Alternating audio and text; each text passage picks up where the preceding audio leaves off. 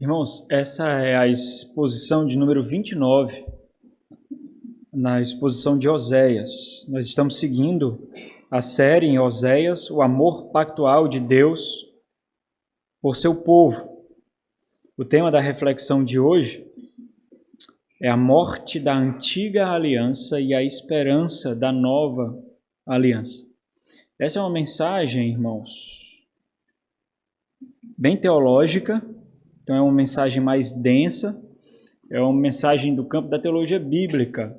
São os temas abordados, as duas estruturas do plano de Deus, as duas estruturas maiores do plano de Deus, abordadas no livro de Oséias. Então, antes de adentrar no capítulo 14 de Oséias, nós vamos perceber a que o capítulo 14 se refere. Desde o capítulo 4, Oséias ele vem tratando de forma muito substancial, de forma muito profunda, a quebra de um pacto. Eles estavam pactuados com Deus, um pacto condicional, o pacto que exigia um determinado comportamento, determinados ritos a serem observados. Eles quebraram esse pacto com o Senhor. Esse grande pacto é chamado da antiga aliança, que foi institucionalizada em Moisés, embora essa aliança também seja direcionada, seja remontada até Abraão, em Gênesis capítulo 12, Gênesis capítulo 15, Gênesis capítulo 17. Ela ganha um aspecto diferente no Monte Sinai, na aliança sinaítica, na aliança mosaica, na aliança com Moisés. Então, o pacto mosaico, ele demonstra outra característica. Não somente um pacto incondicional que o Senhor fez, mas agora um pacto atribuído de condicionalidade. Para ser povo de Deus, o povo deveria observar alguns ritos, deveria observar alguns mandamentos. Algo era exigido. O que Oséias está mostrando aqui é que esse povo não correspondeu àquilo que o pacto requeria para ter relacionamento com Deus. Esse pacto foi quebrado e agora o povo receberá as sanções. Mas nós não só vemos espinhos no plano de Deus. Nós não só vemos morte no plano de Deus. É por isso que nós estamos aqui. Nós vemos vida no plano de Deus. E essa luz, no meio das trevas, ela é exposta em alguns momentos do livro, mas especialmente no capítulo 2, que é o paralelo do capítulo 14. E antes de adentrar o capítulo 14, nós vamos ver por que essa luz ela é tão reluzente para nós, mas especialmente para o povo que estava recebendo os pronunciamentos de juízo, embora não estivesse experimentando completamente.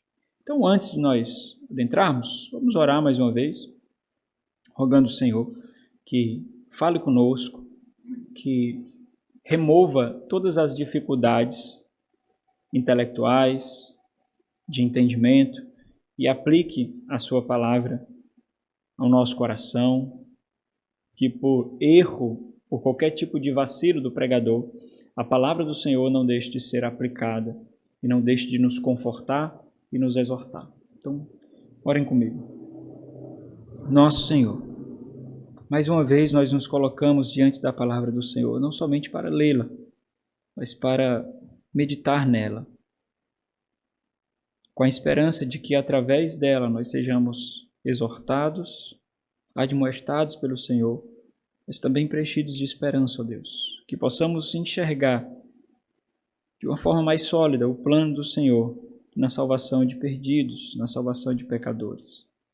Esse plano que vem sendo desenvolvido há milhares de anos, mas que chegou até nós. Por causa dele somente nós estamos aqui. Que o Senhor nos alcance na nossa mais baixa inferioridade, que o Senhor seja condescendente conosco e fale ao nosso coração, mesmo diante da nossa pequenez. Rogamos ao Senhor não por méritos que nós temos, porque nós não temos nenhum, tão somente por causa da obra perfeita e da justiça que há em Cristo Jesus, que nos abriu acesso ao teu trono, Pai. E é por meio dele que oramos a ti. Amém. Nós estamos aqui no capítulo 8, irmãos, antes de Cristo. O Reino do Norte está prestes a experimentar a invasão completa dos assírios. Resta apenas Samaria, a capital do Reino do Norte, Israel, ser tomado. A realeza de Israel foi completamente inviabilizada, o povo está sem lei. Nesse tempo, o rei também tinha por nome Oséias, que foi o último rei a assumir o trono de Israel. O ministério do profeta Oséias dura cerca de 30 anos. Foram 30 anos proclamando, 30 anos exortando, 30 anos convocando o arrependimento. O ministério de Oséias acabou, findou, antes da tomada de Samaria, que aconteceu no ano 722, antes de Cristo. E a vida de Oséias foi projetada por Deus não para o seu deleite, não para a sua comodidade, não para a sua felicidade intrínseca, separada da vocação dada por Deus, mas a vida de Oséias, ela foi instrumentalizada, ela foi projetada completamente para ser uma parábola do relacionamento de Deus para com seu povo, de tal forma que Oséias seria uma sombra ou um tipo do próprio Deus, e a esposa de Oséias e os filhos de Oséias seriam representações do que era o povo de Deus naquele momento para Deus. Então, existe uma grande estrutura de relacionamento de Deus e o seu povo aqui. Nós estamos chegando ao fim aqui dessa grande história e nós percebemos que o fim dessa história, na verdade, aponta para um novo começo, de uma nova história, de um novo casamento que nunca terá fim. Esse casamento para o qual Oséias aponta, o próprio Senhor garantirá que ele durará eternamente. Na verdade, o novo céus e nova terra é iniciado com a consumação desse casamento. E como nós podemos observar facilmente na estrutura que nós vemos de Oséias, há aqui julgamento, condenação e morte para o próprio povo de Deus. Tudo isso aponta para uma esperança que é vista no capítulo 14. Nós vemos muita negridão aqui por causa do coração do povo, por causa das ações do povo. Esse povo, durante cerca de 700 anos, fomentou o pecado, alimentou as suas concupiscências, deu vazão às suas concupiscências, até encher o cálice da ira de Deus. Oséias está apontando para um tempo em que o Senhor realizará tal obra, em que de uma vez por todas Deus curará a infidelidade do povo que ele chamará de seu. Se vocês observarem, olha o capítulo 14, o versículo 4. Capítulo 14, no versículo 4, ele diz assim: curarei a sua infidelidade, eu de mim mesmo os amarei, nada requererei de vocês, porque a minha ira se apartou deles. Nós vamos refletir aqui em dois temas muito grandes, né? As duas grandes estruturas, as duas estruturas governamentais do plano de redenção, do relacionamento de Deus para com o seu povo, a antiga aliança e a nova aliança. E nós vamos ver que a antiga aliança ela não operava para a vida, mas ela exibia a morte. A vida só há na nova aliança em Cristo Jesus. Por isso esse é o tema, a morte da antiga e a esperança da nova aliança. Então, o livro de Oséias, ele retrata claramente a morte que há na antiga aliança. É isso que Oséias está proclamando aqui. É isso que Oséias está publicando aqui. Esse é o teor da exortação de Oséias. Em seus vários aspectos, eles demonstram que a morte alcançou o povo. Vocês podem não perceber, é o que Oséias prega. Vocês estão se banqueteando, vocês estão com as suas corrupções nas altas esferas da realeza, vocês estão nas suas prostituições, vocês estão desfrutando das concupiscências carnais de formas mais aterradoras, os seus sacerdotes se corromperam, não há mais profeta, mas a morte alcançou vocês. E foram vocês que trouxeram a morte. A morte chegou por intermédio dos caminhos que vocês mesmos edificaram com as suas maldades e com a satisfação da sua própria carne. As exigências pesadas e a incapacidade do povo em responder à altura o que essa aliança requeria faz com que a morte os visite. Essa antiga aliança, ela foi um grande regimento, o regimento da lei, que governou todo o tempo registrado no Antigo Testamento. O governo sobre o qual o Antigo Testamento era regido era o governo da antiga aliança. A antiga aliança foi um instrumento governamental do relacionamento entre Deus e Israel, que deveria levar o povo à mais profunda dependência, não uma ideia de salvação, mas um coração extremamente contrito por perceber que era completamente incapaz de cogitar sequer alcançar a perfeição que a própria aliança requeria. A perfeição que a lei exigia.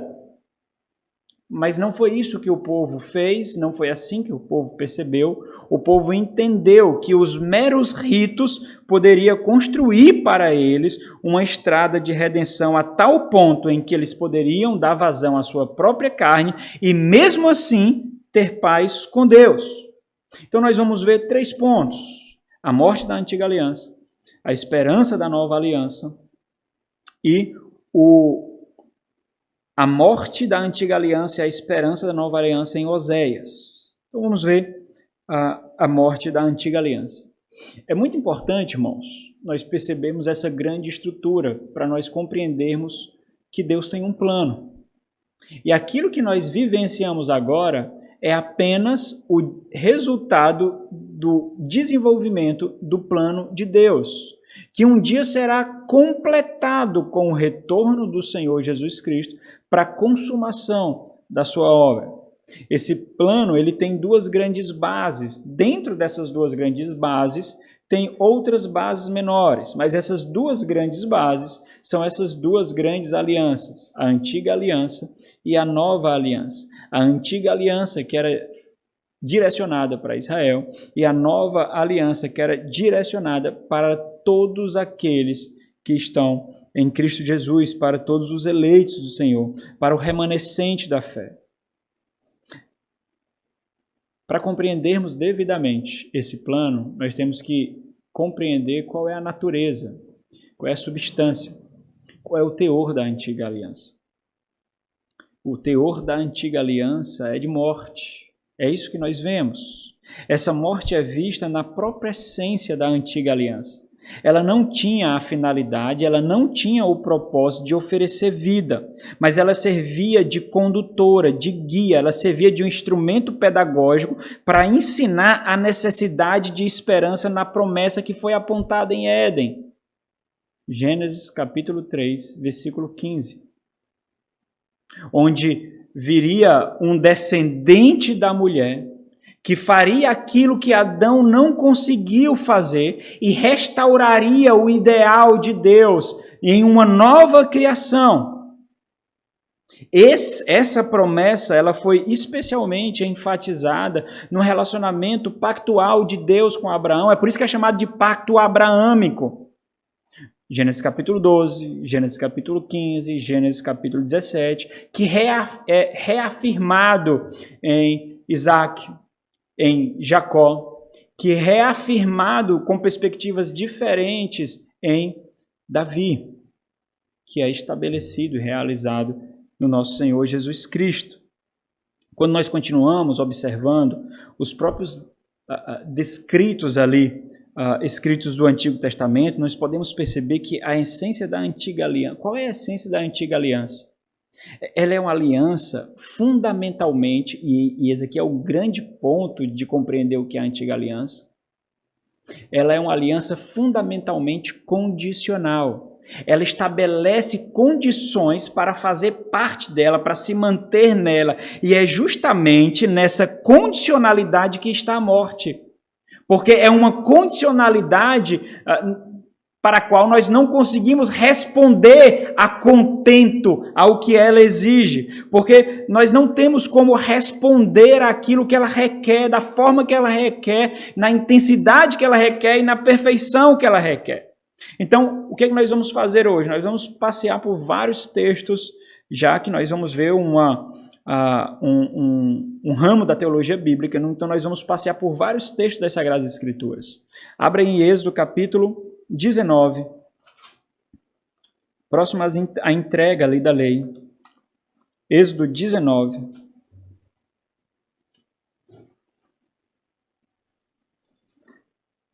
Versículo 5. Diz assim: agora, pois, se, olha a condicionalidade, se diligentemente ouvirdes a minha voz e guardardes a minha aliança, então sereis a minha propriedade peculiar dentre todos os povos, porque toda a terra é minha. Então, continua esse texto. Então, os irmãos observam, esse é o fundamento da aliança mosaica. A aliança mosaica, que é uma síntese de como é chamada a antiga aliança, é uma aliança constituída por condicionais. E antes da entrega dessa condicionalidade dos mandamentos, o Senhor deixa claro aqui. Então, ele diz, se diligentemente ouvirdes. Esses dois termos aqui, diligentemente ouvirdes, em sua língua original, são dois termos iguais. Shema, Shema. Se, ouvindo, ouvirdes, e ele vai dizer o que significa ouvir a voz do Senhor, significa observar os seus mandamentos, guardar a sua aliança. Somente se, então, vocês serão. Então, toda a condicionalidade para nós permanecermos pactuados com Deus, em amizade com Deus, favoráveis a Deus, depende da nossa perfeição ou da nossa imperfeição. É nessa aliança que Israel estava. Depende da nossa boa conduta, seguindo aquilo que era requerido ou não. É nisso que o povo estava. Avança mais um pouco e vai em Levítico capítulo 26. Levítico capítulo 26. Essas duas referências são fundamentais para nós percebermos o propósito da antiga aliança. Levítico capítulo 26, versículo 3 e 4 diz aqui, mais uma vez, a condicionalidade. Se andardes nos meus mandamentos, guardardes os meus mandamentos e os cumprirdes, então eu vos darei as vossas chuvas a seu tempo, e a terra dará a sua messe, e a árvore do campo o seu fruto. Então, irmãos, é nessa condicionalidade que está a morte. Por quê? Porque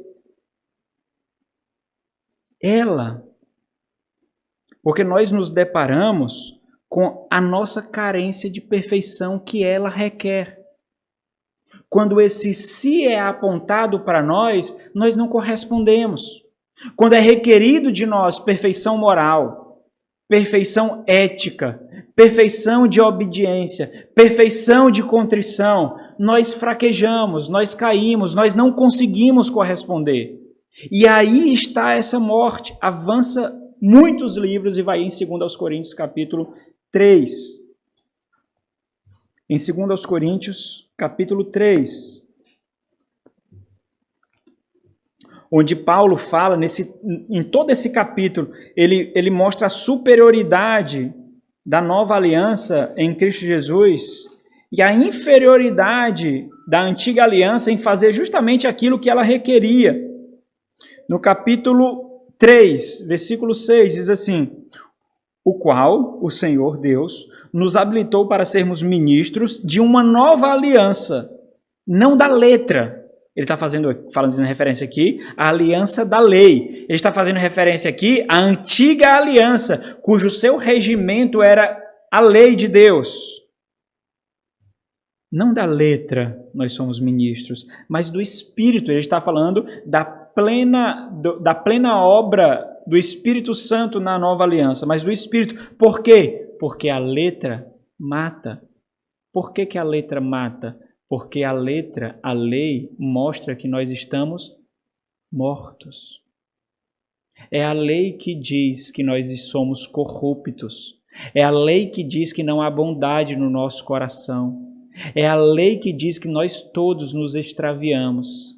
É a lei que diz que nós carecemos de vida. Por isso que a letra mata. É uma testificação. Porque a letra mata, mas o Espírito vivifica. E se o ministério da morte, que é da lei, gravada com letras em pedras, onde foi gravada as letras em pedras? No Decálogo, nos 10 Mandamentos, no Monte Sinai. Se revestiu de glória, porque era um pacto entre Deus e o povo, se ela se revestiu de glória, a ponto de os filhos de Israel não poderem fitar a face de Moisés quando contemplou ali a glória do Senhor, por causa da glória do seu rosto, ainda que desvanecente, como não será de maior glória o ministério do Espírito? Então ele está mostrando essa nova aliança. Aí nós vamos para Tiago, capítulo 2. Nós vamos ver a nossa imperfeição. E aí está a nossa condenação. Tiago, capítulo 2, versículo 10, diz: pois qualquer um que guardar toda a lei, mas, e esse mais é a morte, porque nós caímos, nós tropeçamos justamente nesse mais. Esse mais evidencia a condicionalidade. Porque é necessária perfeição. Nós não podemos macular nenhuma vírgula, nenhum tio, nenhum ponto. Nós, na antiga aliança, deveríamos cumprir completamente os rigores que ela exige. Mas, se alguém tropeçar em um só ponto, se torna culpado de todos.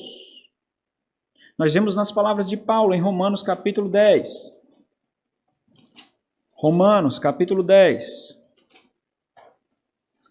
Paulo falando da boa intenção dos judeus, mas na falha de não compreenderem o propósito da lei. Então, no versículo 5, ele diz: ora, Moisés escreveu que o homem que praticar a justiça decorrente da lei viverá por ela. Aquele que busca viver observando a justiça da lei, como os fariam os judeus, terá a vida que ela dá, que não é vida, mas morte. Então, isso significa dizer que não perceber ou não conhecer a finalidade para a qual a antiga aliança foi dada é confiar, e esse é o grande ponto para que você entenda, é confiar em suas próprias obras para obter perdão e redenção. Então entenda, todos aqueles que não estão em Cristo Jesus na nova aliança, eles vivem debaixo de um governo de obras. Não é porque a antiga aliança passou que aqueles que vivem fora de Cristo não serão mais julgados por ela. Qual é a grande questão aqui? A grande questão, irmãos, é que não foi para perdão e redenção que a antiga aliança foi dada. Por isso, aquele que vive olhando apenas para a superfície só alcançaria maldição. Aquele que olhava apenas para os ritos, para as festividades, para a dieta litúrgica, para a dieta religiosa, aqueles que viviam olhando apenas para os sacrifícios e não para aquilo que eles apontavam, e não para o descanso que eles apontavam, e nem para a promessa que eles apontavam, eles viviam somente na superfície. E aí estava a morte. Paulo fala isso em Gálatas, capítulo 3. Gálatas, capítulo 3.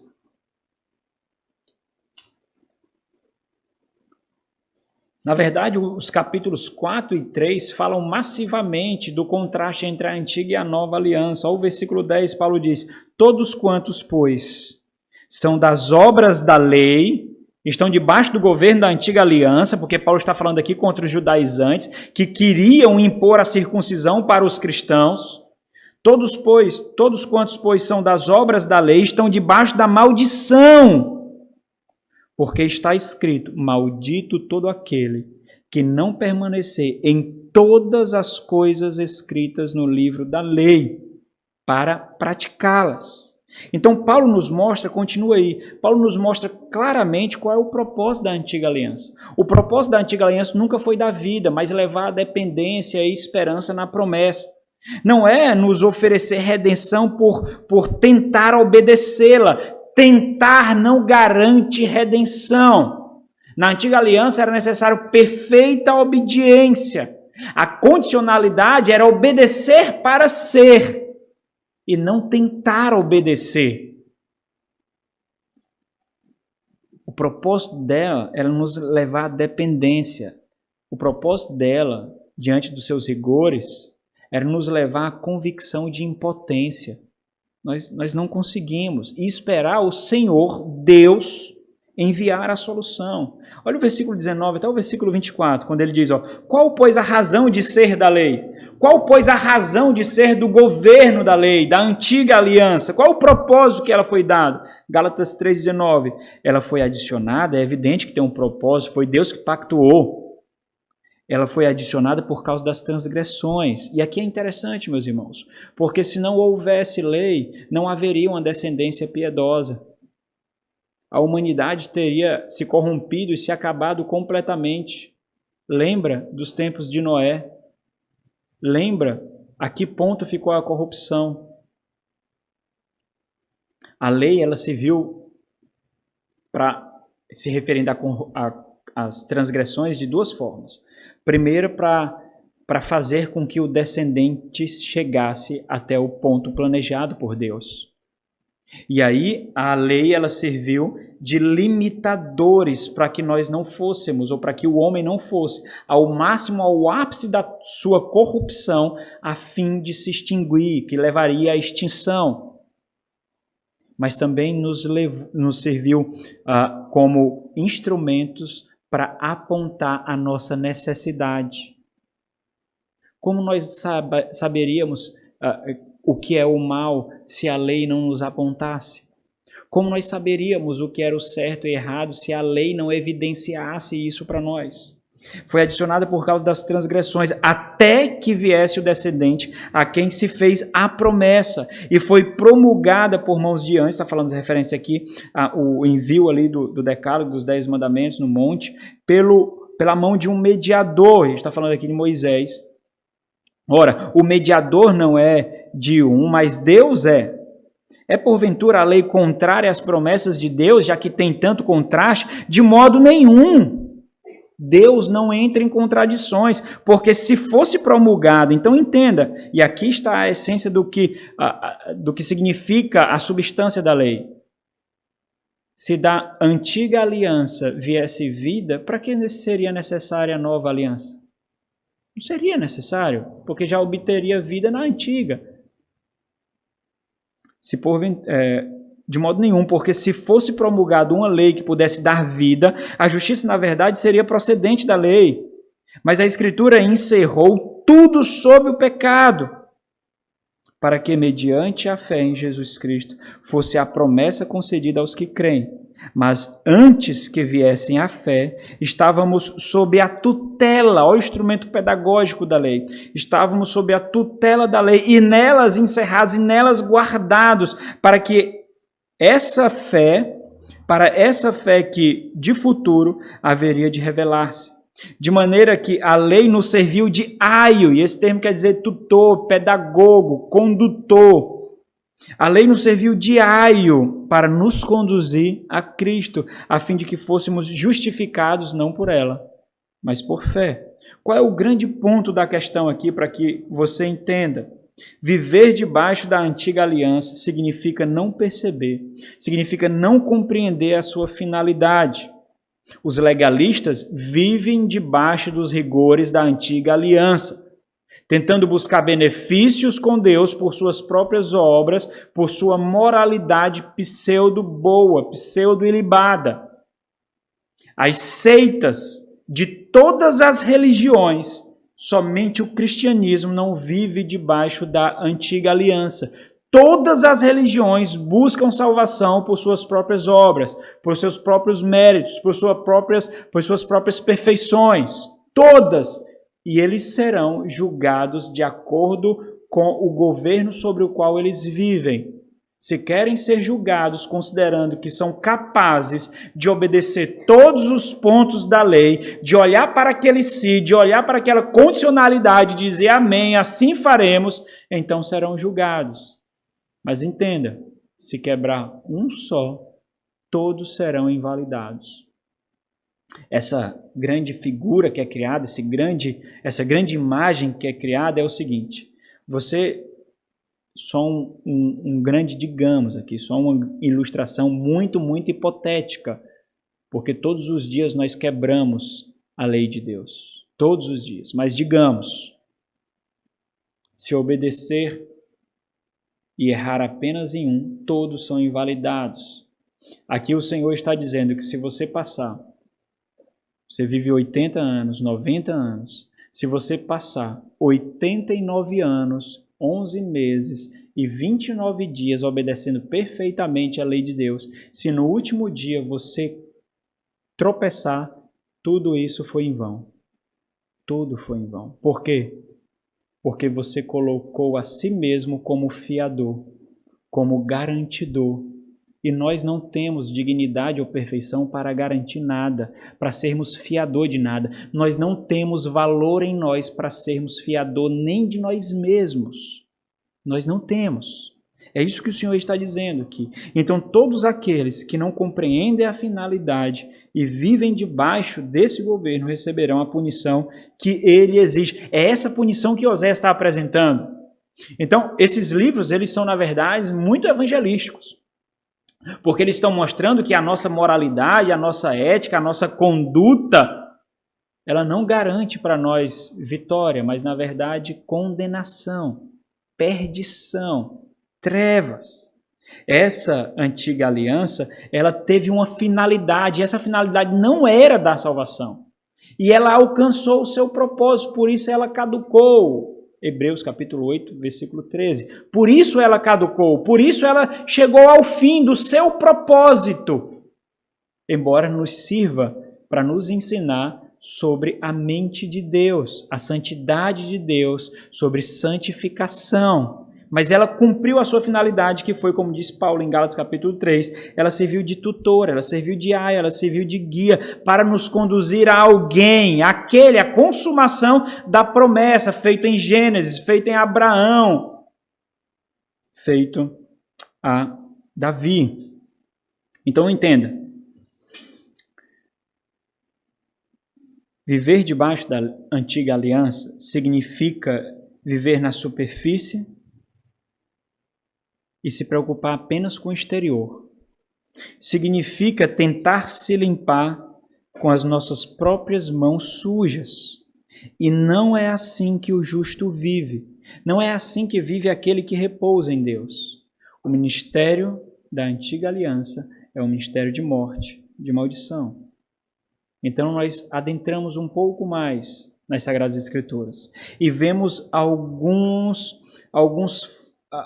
algumas luzes no Antigo Testamento, em que os profetas apontam, como faz Oséias, para um tempo em que não dependerá de nós, para um tempo em que essa condicionalidade será removida, e mesmo aqueles que viviam naquele tempo, antes da vinda de Jesus, eles deveriam aguardar não Jesus, que ainda não veio, mas na promessa daquele que cumpriria rigorosamente aquilo que o Senhor requeria. E esses são chamados de remanescente da fé, da porção guardada pelo Senhor de fiéis, dos quais Oséias é um grande representante aqui nesse livro. Não existia só Oséias de fiel aqui. Existia o remanescente guardado, porque é dessa semente que vem o Messias. O Senhor garantiu que os fiéis seriam preservados desde Adão e Eva até Maria e José. José e Maria. Até esse ponto, para que o Senhor Jesus viesse. Aí chegamos na vida que há na nova aliança. A nova aliança, ela não exige que façamos para nós pertencermos. A nova aliança, ela exige que nós descansemos naquele que tudo faz para então nós recebermos. Na nova aliança, irmãos, nós encontramos o descanso. Nós encontramos a graça do descanso, nós encontramos a esperança satisfeita, embora ainda não consumada. Na nova aliança nós encontramos paz, aquilo que Abacuque no capítulo 2, versículo 4, proclamou. Paulo em Romanos capítulo 1, versículo 17, abre aí. Ele reafirmou, ele ecoou. E aquilo que era ouvido de forma muito distante no Antigo Testamento é gritado, é proclamado por Paulo em Romanos capítulo 1, versículo 7, quando ele diz: visto que a justiça de Deus se revela no Evangelho, e essa justiça é a própria obra do Senhor, é o próprio Senhor da obra, e essa justiça se revela no Evangelho porque mostra que alguém satisfez aquilo que a justiça requeria. Por isso que são boas novas, porque nós não precisamos fazer, porque alguém fez o que era requerido. Não é requerido mais de nós. Mas o próprio Deus providenciou um substituto, um cordeiro para ser imolado no nosso lugar. O próprio Senhor fez isso. Visto que a justiça de Deus se revela no Evangelho, não por lei, mas de fé em fé, como está escrito, o justo viverá por fé. Abra Hebreus capítulo 11. Agora, por quê? Por quê? Por fé, irmãos. Por que não por obedecer às obras da lei? Por que não por obedecer, lutar para obedecer à lei, para então ter paz com Deus? Hebreus 11, 6. Sem fé é impossível agradar a Deus. Agora, por que é necessário fé? Porque fé, irmãos, fé é dependência. Fé é abnegação. Fé é contrição e devoção. Fé é testemunho de falência, é testemunho de incapacidade. Fé é testemunho de inadequação. Fé é entregar-se ao outro. Fé é um testemunho de convicção de que não depende de nós. Depende completamente dele. E a nova aliança mostra que nós somos amados não pelo que fazemos, mas em quem nós estamos. É por isso que Cristo precisa ser visto em nós, porque se Cristo não for visto em nós, nós seremos julgados segundo os ditames da antiga aliança. Somente se Cristo for visto em nós, que a satisfação de Deus será revelada. Mas se Cristo não for visto em nós, o se aparecerá diante de nós para que Deus veja. Mas quando Cristo é visto em nós, nós ouvimos ecoando: está perdoado, está perdoado, está perdoado. Mesmo diante de tanta sujeira ainda, mesmo diante de tanta maldade, quando o Senhor olha para nós e vê o sangue de Cristo nos marcando, assim como os primogênitos na saída do Egito. Quando vê o sangue de Cristo nos marcando, o anjo da execução do Senhor passa por cima. Por quê? Porque ele vê o perdão imputado a nós, conquistado por outro. Gálatas capítulo 3, versículo 7. Sabei, pois, que os da fé é que são filhos de Abraão. Então, existe uma dualidade na aliança abraâmica. Essa dualidade que mostra um pacto que foi tanto incondicional como um pacto condicional é vista com mais ênfase no pacto com Moisés, na aliança sinaítica. Aquilo que foi incondicional para nós, foi condicional para o Senhor Jesus Cristo. Embora tenha sido de graça para nós, não foi de graça para o Senhor Jesus Cristo. O grande ponto é que o Senhor Jesus Cristo, para a realização da nova aliança, observou perfeitamente a condicionalidade que era requerida. Porque para a remissão de pecados é necessário sacrifício. O Senhor não pode inocentar o culpado, como diz Moisés em Deuteronômio, e ele não pode inocentar o culpado ao mesmo tempo que garante a sua misericórdia e o perdão. Então foi sobre ele.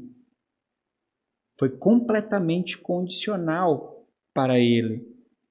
A grande diferença é que a sua perfeição aplacou completamente aquilo que a lei requeria. Olha o versículo 13 de Gálatas 3:13.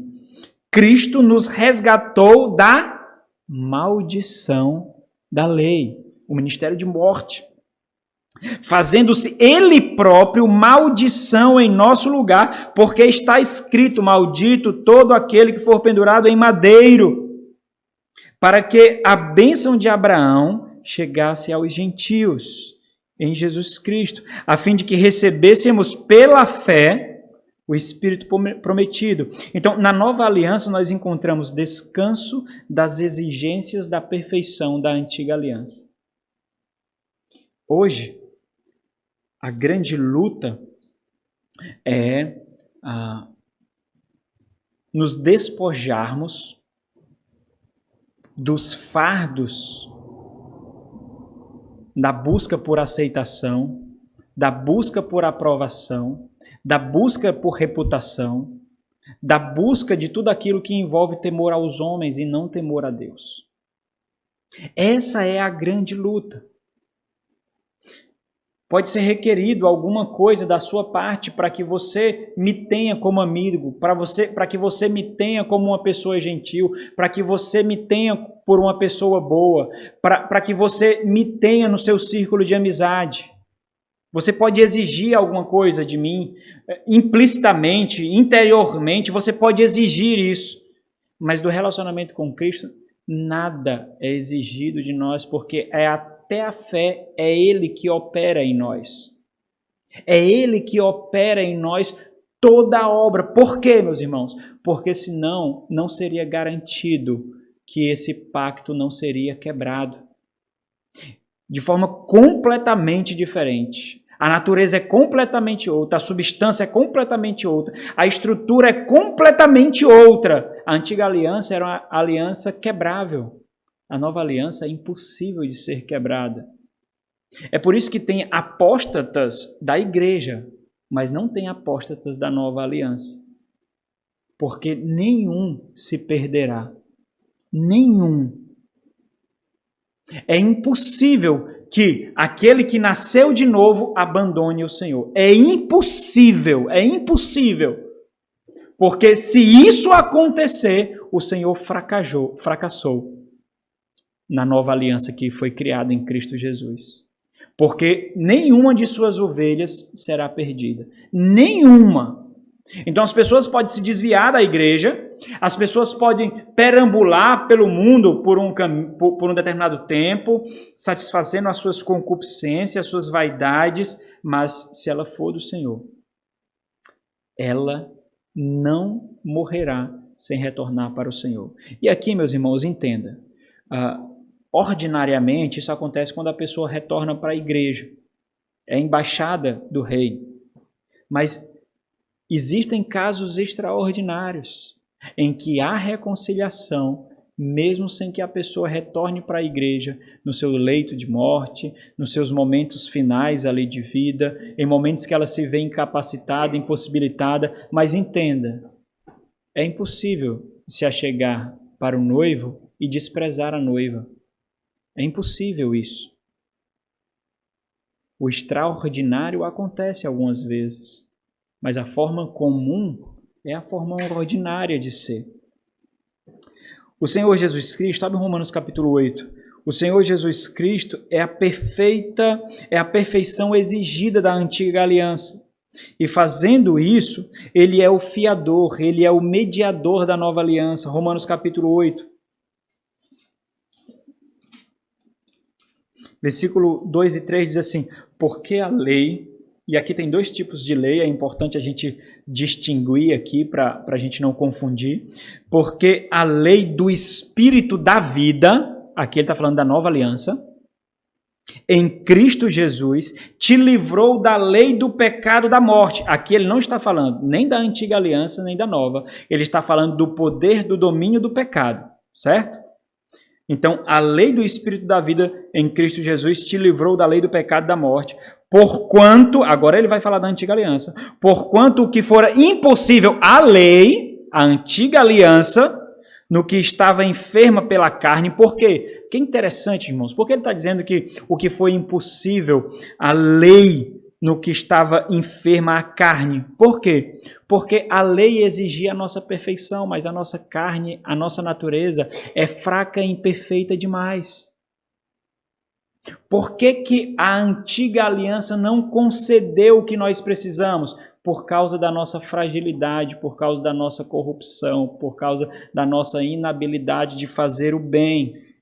Por que ela não operou? Por que ela não operou? Porque nós não somos perfeitos, como Cristo é. Se nós fôssemos perfeitos para cumprir aquilo que ela exigia, então nascia vida, como aconteceu com a perfeição que houve em Cristo Jesus. Mas isso era impossível, por isso que o Senhor fez o impossível enviando o Senhor Jesus Cristo para tornar possível em nós a vida. No que estava enfermo pela carne, isso Deus fez enviando o seu próprio Filho em semelhança de carne, ou com todas as características frágeis, fracas da carne, e no tocante ao pecado. E com efeito, e fazendo isso, o que foi que Deus fez? Ele condenou, ele removeu o domínio do poder da carne em seu Filho. É isso que significa essa pequena expressão, quando ele condenou Deus, fazendo isso, condenou Deus na carne, por quê? Porque o seu Filho vem em carne. Condenou Deus na carne, removeu Deus, julgou Deus o domínio do pecado na carne do seu Filho Jesus Cristo. Abra em Hebreus capítulo 7, onde nós vemos isso de forma mais extensa. O Senhor Jesus Cristo como o sumo sacerdote, o sacerdote perfeito.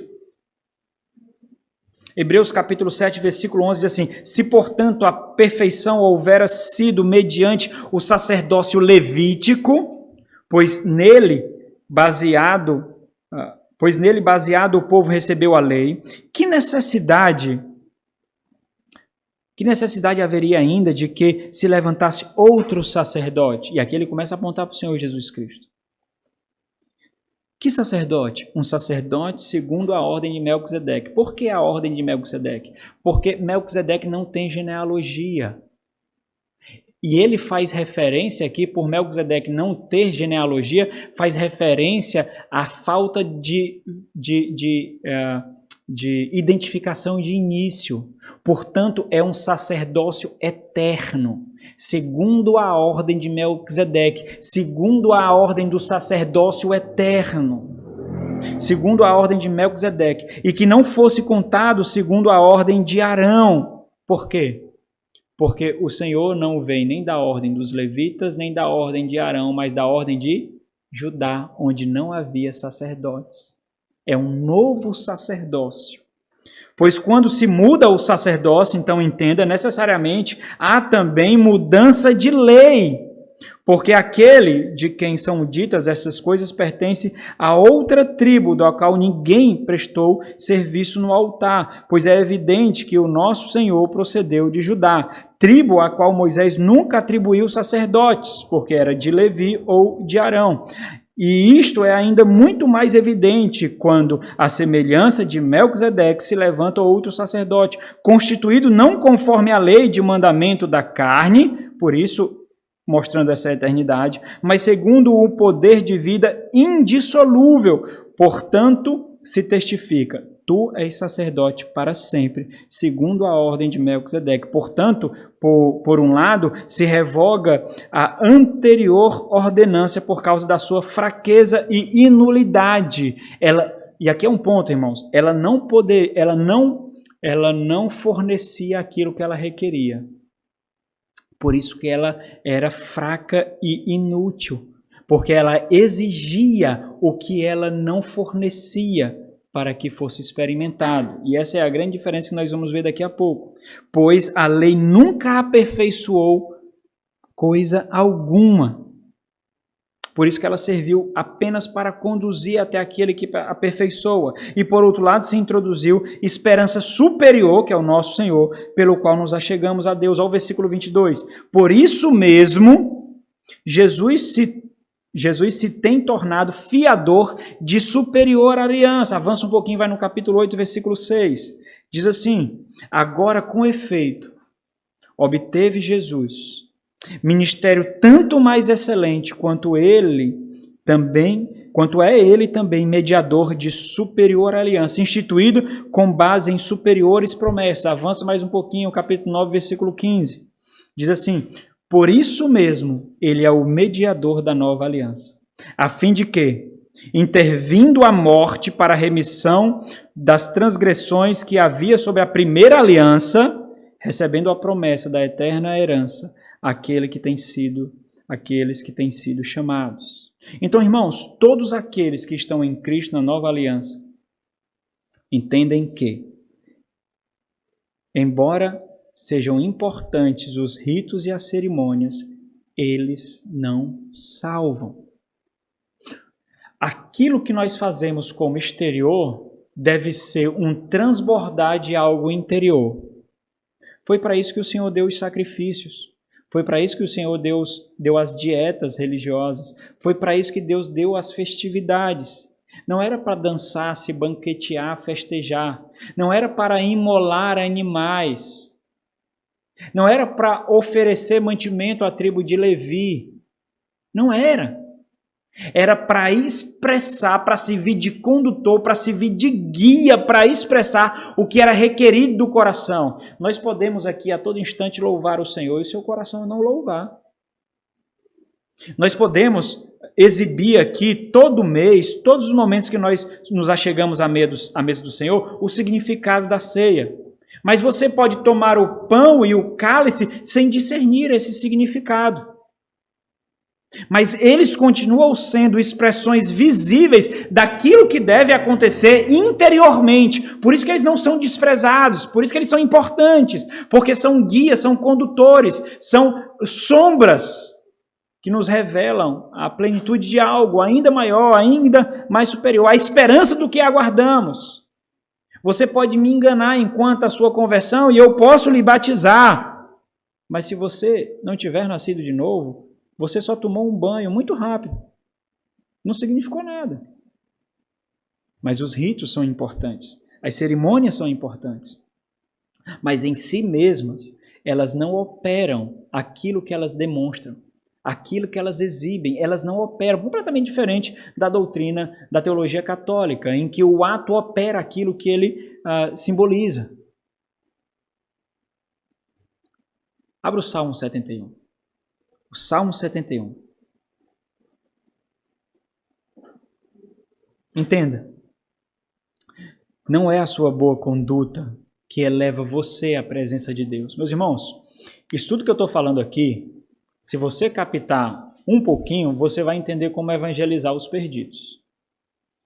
Porque todos os perdidos tentam se achegar a Deus pelos seus próprios méritos, suas próprias obras. Ou vocês acham que no final de ano eles entregam cesta básica aos indigentes, aos necessitados e brinquedo às crianças porque eles são bons? Eles estão pleiteando com Deus.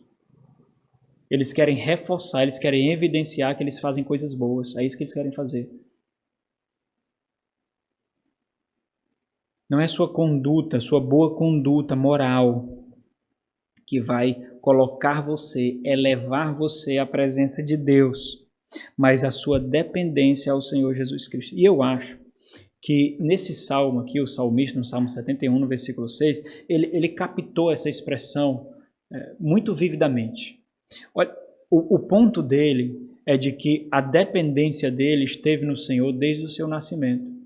Ele olha para trás e ele coloca a sua biografia diante do Senhor e ele diz: sonda, Senhor, tu sabes, desde o ventre da minha mãe, desde o meu nascimento eu dependo de ti. Tu é o meu suporte, tu é o meu apoio. Olha, lembra disso. Os salmos não são orações hipócritas. São palavras que oferecem caminhos para Deus sondar o coração. Ele diz: em ti me tenho apoiado desde o meu nascimento. Do ventre materno tu me tirastes. Tu és motivo para os meus louvores. A NVI, Nova Versão Internacional, ela capta isso de forma mais evidente com as palavras que eu estou utilizando para vocês. Dependência. Ele diz assim, na NVI: desde o ventre materno dependo de ti. Desde o meu nascimento. Olha a minha biografia, Senhor. Olha a minha história. Tu verás dependência. Se o Senhor olhar para a tua história, o que ele verá? Calma. Não fique agoniado, porque é tempo de recomeço todos os dias diante do Senhor. Mas o recomeço significa não fazer as mesmas obras, não cometer os mesmos erros, não ser escravo do pecado, porque o Senhor já removeu, lembra? Romanos 8:3, o Senhor condenou o poder e o domínio do pecado de sobre nós, aonde? Na carne do seu Filho, Jesus Cristo. É por isso que Lutero brigava com Satanás, porque ele entendeu essa verdade. E quando a sua carne queria que ele alimentasse a sua concupiscência, ele guerreava verbalmente com Satanás, xingando Satanás. Porque Satanás, junto com os seus apoiadores, o mundo e a carne, querem nos enganar. Olha, esse pecado você não consegue vencer, não. Consegue, não. Você está escravo dele. Você não consegue. Lembra? Você tentou várias vezes. Lembra que você fez inúmeras estratégias, não lembra? E você não conseguiu. É melhor você jogar a toalha. Você não vai conseguir. Aproveita. O Senhor vai te perdoar mesmo. Faz o seguinte, se esbanja na carne e quando você estiver mais velho mesmo, quando tiver curtido a vida, então você busca o Senhor. Faz, Ele vai te perdoar. Ele é bom mesmo. Ele vai te perdoar. É assim que Satanás fala. Você já ouviu isso? Já ouviu Satanás? Eu já ouvi. Direto. Ele fala direto isso. Direto. Constantemente. Isso. Vai. É bom. Ele te perdoa mesmo. Faz. Deixa de ser besta. Ele te perdoa. Você vai gostar. Não adianta lutar. Vai viver nessa tensão direto. Não adianta. Descansa. Para de lutar. Se regozija no pecado. Irmãos, a nova aliança, ela é a realidade daquilo que a antiga aliança é apenas sombra. A antiga aliança apontava para a necessidade de uma perfeição. Mas ela nunca operou essa perfeição, porque a lei ela não tornou nada bom. Porque não era essa a finalidade dela. Ela não operou aquilo que ela requeria. Ela apontava para uma aliança superior. A antiga aliança deveria levar o povo à plena expectativa. E isso aconteceu com aqueles que permaneceram fiéis com a porção que o Senhor guardou. A grande expectativa. E quando o Senhor veio, naquele tempo perfeito, designado por Deus, todos aqueles que aguardaram na promessa receberam os efeitos da obra consumada do Senhor Jesus Cristo naquela cruz. Aqueles que aguardaram na promessa foram salvos pela fé, mesmo antes da vinda do nosso Senhor Jesus Cristo. Na antiga aliança, na nova aliança, as figuras elas dão lugar à realidade do plano da redenção. O que não era possível experimentar plenamente no Antigo Testamento, através daqueles sacrifícios de animais, agora é possível experimentar em Cristo Jesus. E aí, nós vamos a Hebreus capítulo 13.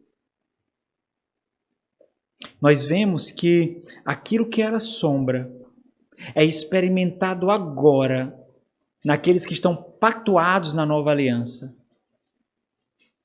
plenamente do que os antigos sacrifícios simbolizavam.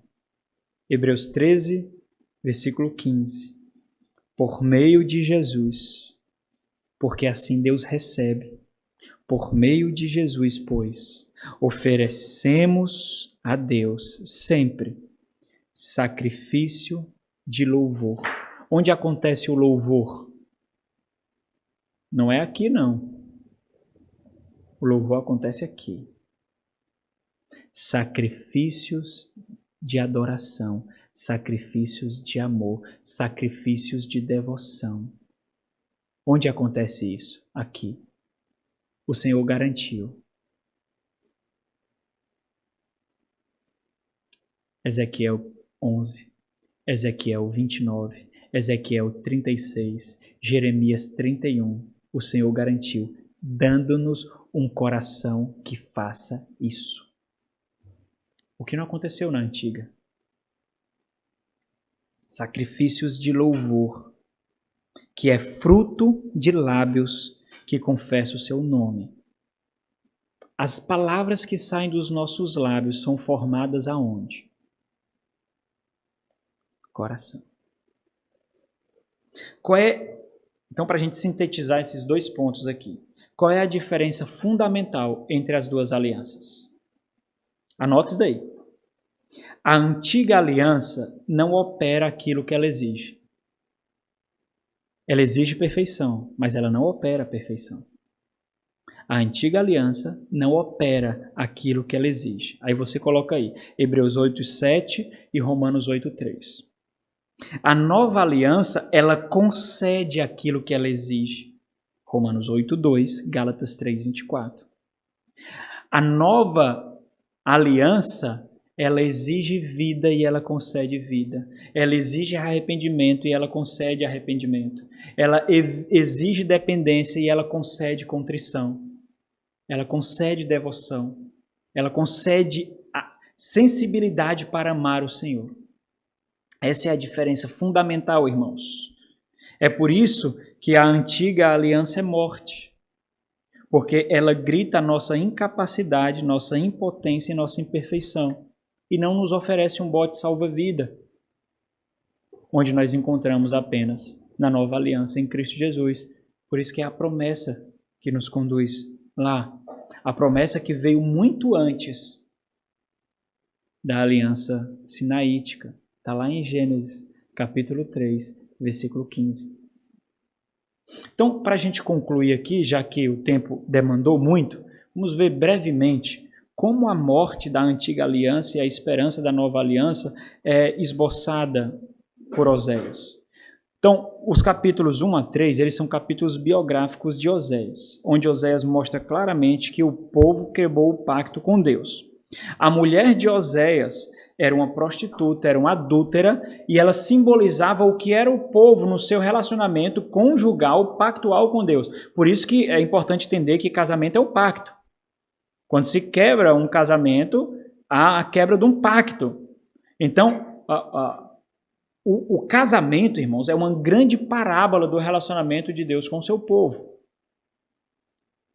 Efésios, capítulo 5, versículo 31 e 32, diz isso. Os filhos de Oséias eram profecias vivas, de tal forma que cada vez que os nomes dos meninos, jovens e adultos eram proclamados, uma exortação, uma profecia era proclamada. Jezreel, desfavorecida é o nome da única filha, e o nome do outro filho era não meu povo. Jezreel faz referência a um campo de batalha, um campo encharcado por sangue, onde Jeú destruiu, dizimou a casa de Acabe.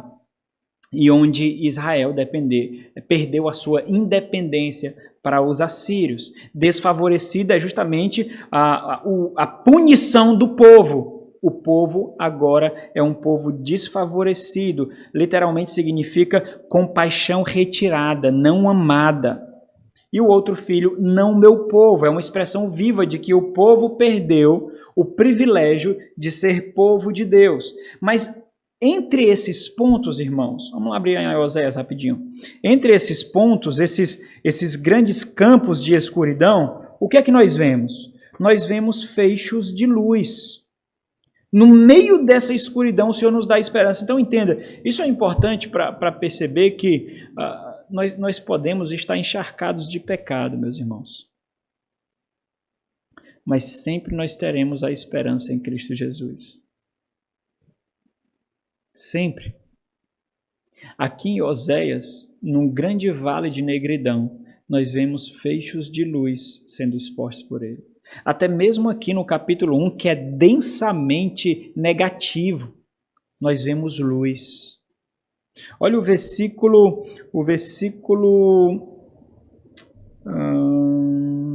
7, Oséias 1:7, quando ele diz assim: porém, depois de a mostrar como seu filho seria um testemunho de condenação, ele diz, porém, da casa de Judá me compadecerei e os salvarei pelo Senhor seu Deus, pois não os salvarei pelo arco, nem pela espada, nem pela guerra, nem pelos cavalos, nem pelos cavaleiros. Como foi que ele salvou?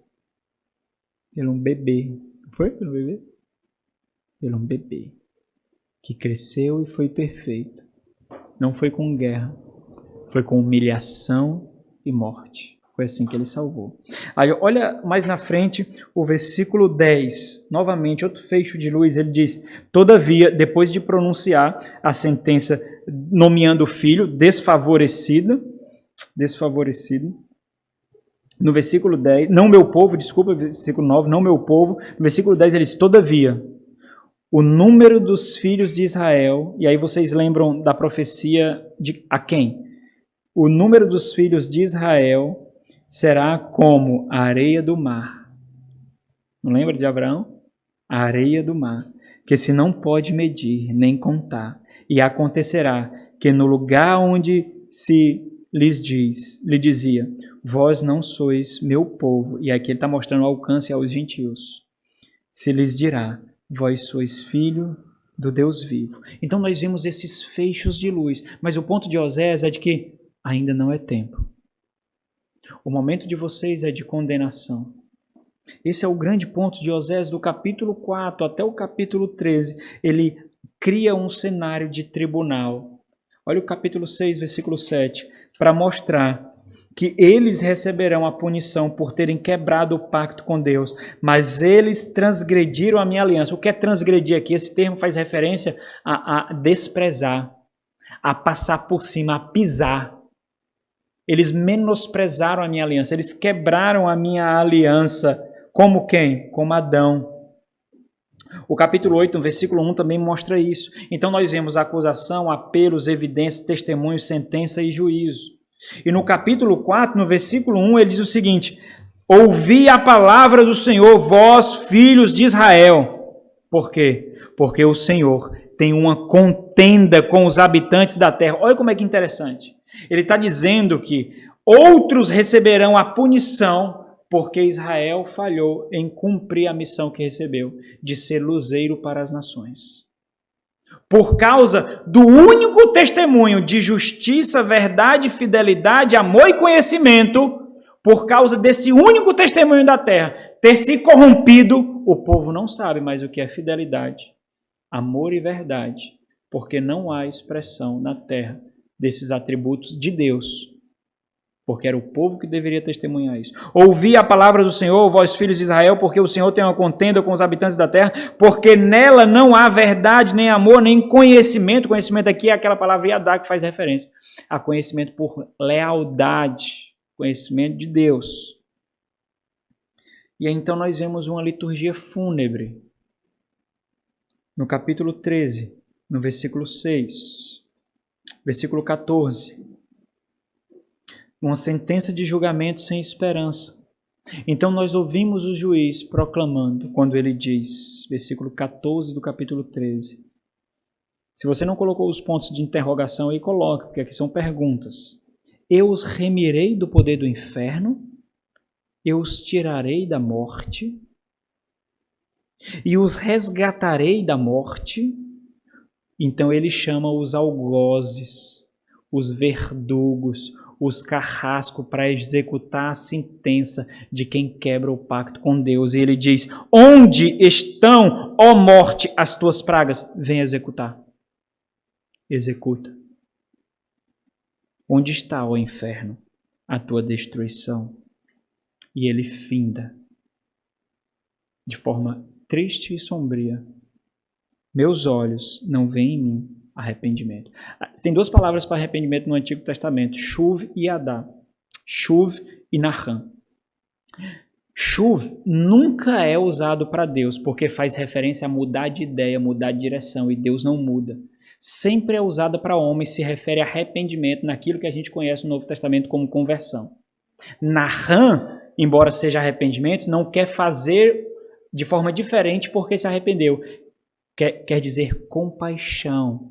É o antropopatismo. O que é isso? É afeições, sentimentos humanos sendo projetados para descrever características de Deus ou feições de Deus.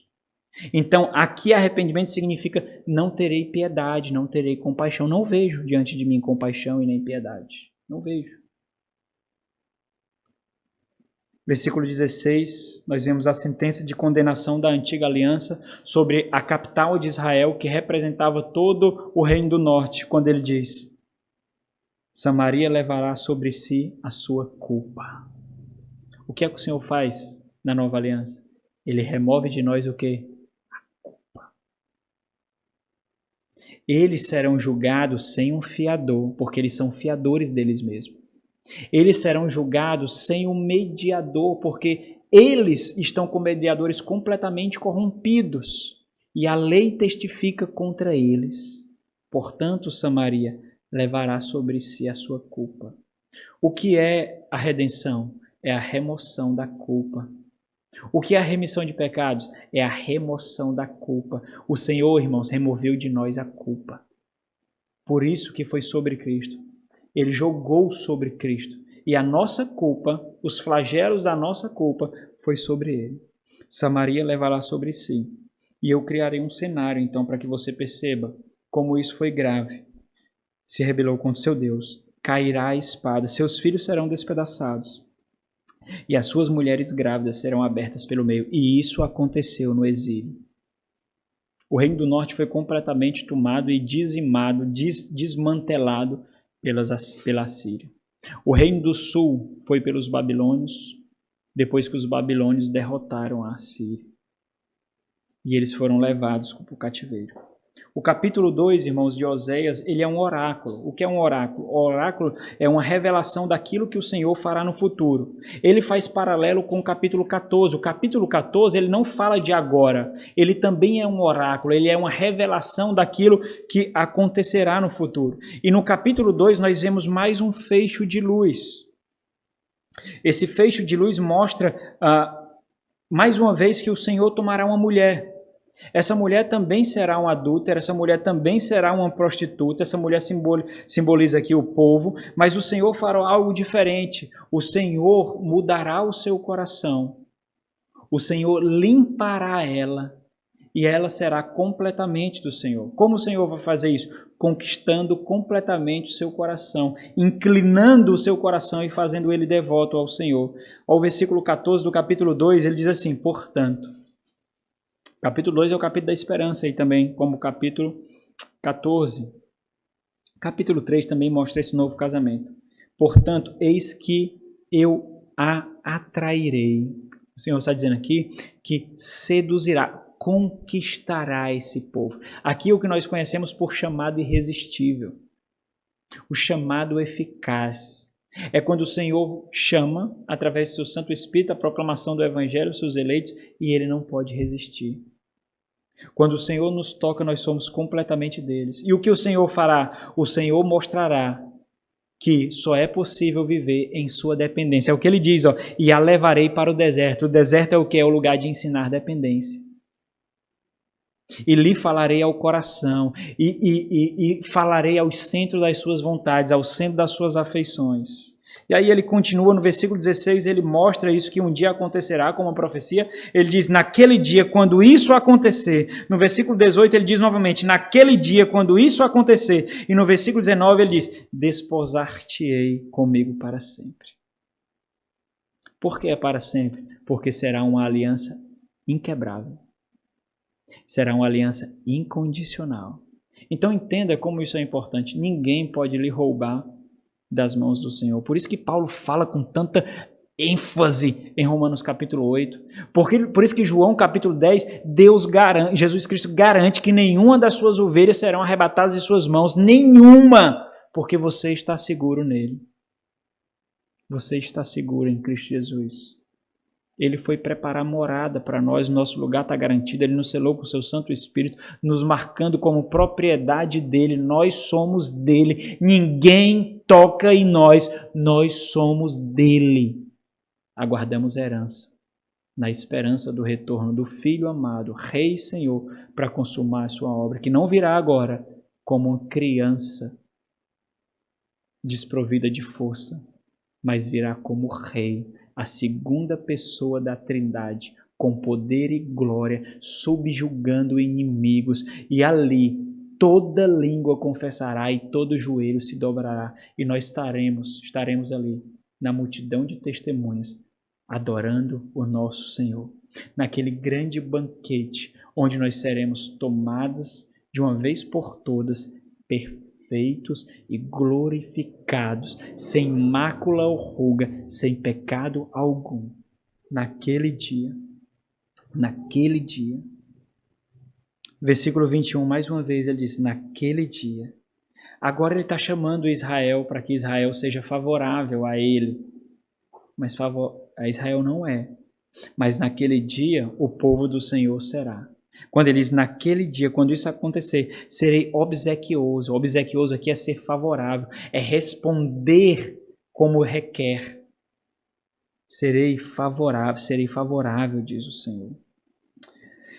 Ele continua, e nós vemos essa celebração de casamento no capítulo 3, com esse novo povo. Então nós temos em Oséias 2 casamentos. Capítulo 1, um casamento que é quebrado.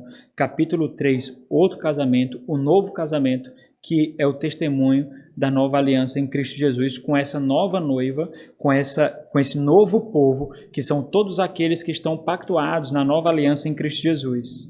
E naquele dia é ecoado em Oséias capítulo 14, quando não somente Israel, mas todos os povos receberão os frutos da promessa que foi feita a Eva no Éden. Embora ali não tenha sido uma promessa, irmãos, ali foi uma sentença de juízo contra a serpente e implicitamente uma promessa, mas a promessa foi feita a Abraão. E ali ouvirão do Senhor as palavras do versículo 4 que nós começamos de Oséias 14, curarei a sua infidelidade. Era assim que nós éramos, idólatras e infiéis. Eu, de mim mesmo, não requerei nenhuma condicionalidade de vocês, porque vocês mesmos sabem que não cumprem, então eu de mim mesmo os amarei, porque a minha ira se apartou deles. Por quê? Porque foi sobre Cristo. A ira de Deus não se dissipou, irmãos. Deus é justo. O pecado tem que ser punido. A ira de Deus foi sobre Cristo. Para concluir aqui, eu quero só fazer uma aplicação aqui mais evangelística, tanto para nós mesmos, mas especialmente para aqueles que estão perdidos, para aqueles que não nasceram de novo, para aqueles que precisam experimentar o novo nascimento. Então entenda, olha a semelhança. Todos aqueles que estão tentando ter algum relacionamento com Deus por causa da sua própria moralidade, por causa da sua própria ética, por causa dos seus próprios méritos, por causa do seu próprio zelo, por causa da sua própria dignidade, estão vivendo debaixo da maldição da lei, tentando ser perfeitos, embora não consigam. Estão tentando ficar limpos para se achegar à presença de Deus por si mesmo, sem um fiador, sem um mediador, sem um sacrifício. E ao fazer isso, eles consideram inválida a obra do próprio Cristo. Para que ele viria se você pode? Você está gritando a Deus que você é tão perfeito quanto Cristo é. Uma vez um pastor amigo meu foi evangelizar em Aquiraz, por ali, e visitou uma casa de uma senhora muito religiosa, católica, e viu ali muitas estatuazinhas de santos, né? Muitos baalzinhos ali. E aí e eles começaram a conversar ali, e ela disse, não, mas o meu padroeiro intercede por mim, o meu santo intercede por mim, Maria intercede por mim, não é? Eu sou uma pessoa boa. Eu não passo uma pessoa aqui que eu não dê esmolas. Eu ajudo aqueles que têm menos do que eu, apesar de já ter tão pouco, mas eu ajudo. Então, eu me acharei diante do Senhor pelaquilo que eu faço, porque eu sou uma pessoa boa. Aí ele disse assim, mas se a salvação pode ser obtida assim, você acredita que o Senhor Jesus Cristo veio para a remissão dos nossos pecados? Acredito, sim. Então, por que ele veio, se era desnecessário? Se você consegue ser salvo por suas próprias obras, pelos seus próprios méritos, por sua bondade e sua perfeição. Houve-se um silêncio, porque começou uma luta aqui. Começou uma luta aqui dentro. De uma forma tão simples. Não foi simples isso? Tão simples. Deixa eu finalizar aqui para vocês. Para essas pessoas, nós devemos oferecer o descanso, irmãos. Nós somos as vozes para apresentar a libertação. Nós. Eu não sei se aqui existe alguém assim. Mas não precisa você tentar conquistar a redenção por suas próprias obras. Você não vai conseguir. Você não é perfeito. Você não vai. Você vai perder o seu tempo. Você vai perder a sua vida tentando. Você não vai. As vozes que os santos proclamam e a voz que vocês ouvem agora é a voz que mostra o lugar de libertação, a fonte que dá vida. O fardo que é removido diante de nós é pesado e é colocado um suave porque é carregado por ele mesmo. E nós podemos mostrar, irmãos, o descanso. Eu não sei se vocês lembram daquele filme de Paulo, o apóstolo de Cristo. Vocês já assistiram esse filme? Filme muito belo, filme muito bem feito, muito bem reproduzido. Não é fiel biblicamente a todos os pontos, mas ele não tem finalidade de ser. Ali é um grande romance, não é? Romance no estilo literário, viu, irmãos? Não é de namoro, não, certo? Lembrei daquele filme quando estava concluindo essa reflexão. Tem um prefeito de Roma que é responsável por algumas propriedades, por algumas partes geográficas e é incumbido de poder militar e civil. Inclusive ele é encarregado do cárcere onde Paulo estava, por um momento também que Lucas ficou, o Maurícios.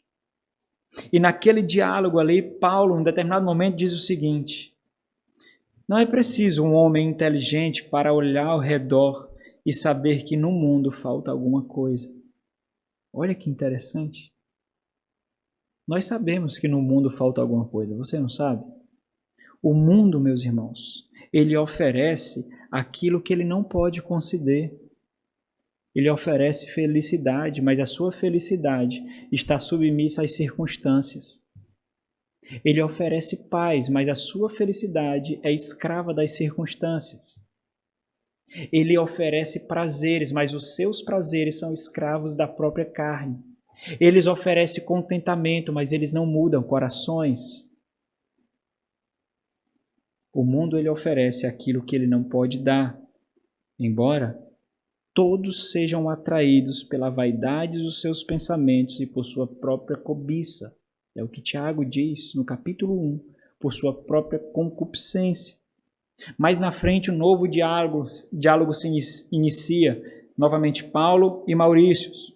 Paulo então fala de como os homens correm na vastidão desse mundo para reter apenas um punhado de água e nem sequer podem reter. E então Paulo descreve a magnífica e inesgotável riqueza do vasto oceano que nós temos em Cristo Jesus. E num determinado ponto, Maurícios diz assim: e depois disso tudo, eu não acreditar no seu Cristo. Paulo então diz: Eu não tentei convencer você. Então Paulo conclui: não sou eu, é o próprio Cristo que olha para você e estilhaça as suas defesas. E nesse momento você entenderá que é totalmente conhecido de Deus e se sentirá completamente amado. Então Paulo finda: vou orar para que esse momento chegue a você. Nós temos todo o conhecimento necessário, irmãos, para mostrar que ninguém é capaz de salvar-se por suas próprias obras, pelos seus próprios méritos e por suas próprias vidas. Mas nós também temos acesso e conhecimento às fontes, a fonte da vida e o local de descanso. Nós nos achegamos nesse local e por estarmos nesse local, nós trazemos outros para Ele. Vamos orar. Nosso Senhor, Pai de misericórdia e graça, nós te agradecemos tanto por providenciar um substituto, ó Deus. Nós vivíamos na escravidão dos nossos próprios pensamentos, anseios e vaidades. E o Senhor nos concedeu a graça do descanso. Nós ainda aguardamos, ó Pai, a esperança da consumação. Ainda lutamos, ainda trilhamos o caminho do combate. Somos enganados constantemente pela própria carne, buscando méritos, dignidades e honrarias. E muitas vezes nos esquecemos de que tudo depende do Senhor. Ajuda-nos, ó Deus, a nos desvencilharmos das amarras da carne, das raízes desse mundo e descansarmos completamente naquele que já veio e operou tão maravilhosa obra em nós. Em nome de Jesus. Amém.